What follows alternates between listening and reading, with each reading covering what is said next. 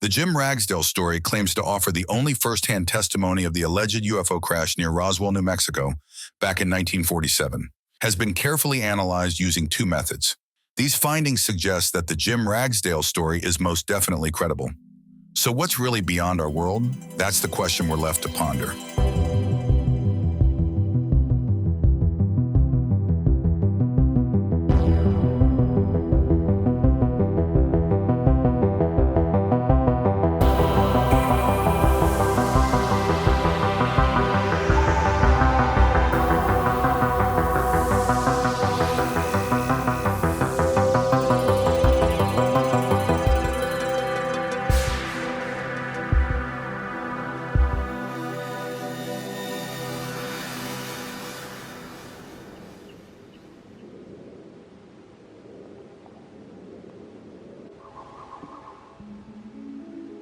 Hey, thank you guys so much for coming out here. It's kind of brings me chills coming out here because my uncle, great uncle, Jim Ragsdale, he was the one that witnessed the great Roswell crash of the UFO back in 1947. Have you guys heard of all that? Mm-hmm. Yeah.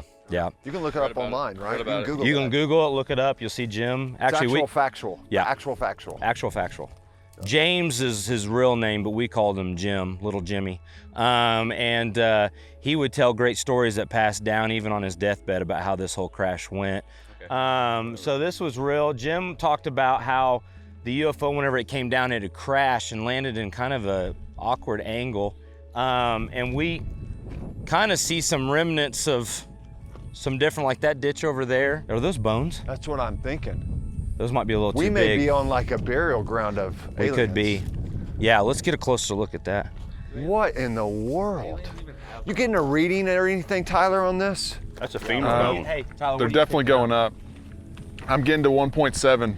This device, it's really special. It's a electromagnetic radiation meter. Oh my mercy. There is a little bit of metal shrapnel here. Could have been.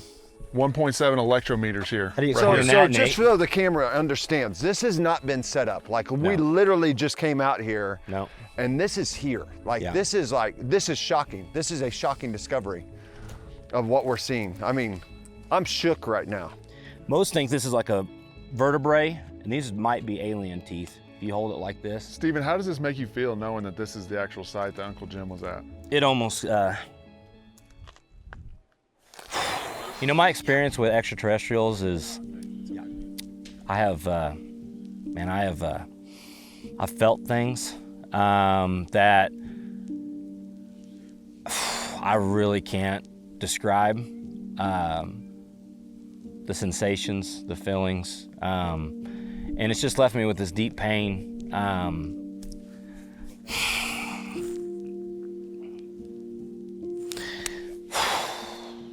Coming out here though, I feel like I can let all that go. One of the things we found was a crash site that there were bones at. Some say cow bones. I say, how do we know it's a cow? And if it was a cow bone, how do we know an alien didn't eat that cow? Because he even said what drew him there is not only did he witness the crash, but he heard a and that made him go, I mean, nobody's gonna make that up. This could be alien feces like right here. That does resemble feces of aliens, per Jim. Because you know they defecated themselves in the UFO. When you die, you do that. The crash site, of course, is way out, remote area. There was it's pretty flat, but there's this ravine cut, and that's like where like the saucer, the flying saucer, kind of hit sideways, and just cut this ravine, and it went for a long way. So we saw the ravine. We even saw, different kinds of metal and stuff laying around there.